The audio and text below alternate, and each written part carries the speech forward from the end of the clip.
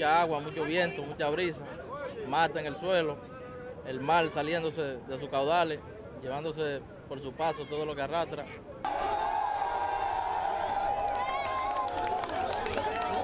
But it seems like only the south coast might really get hit.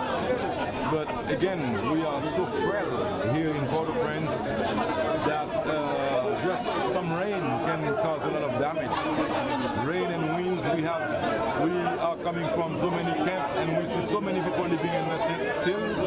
And we went under some tents and we realized that some violent winds can really do some damage.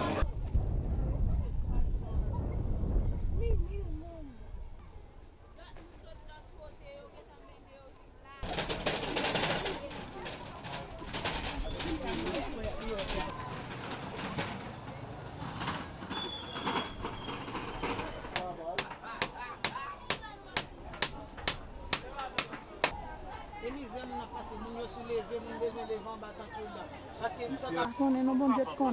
Il pas capable de chirer et le couler.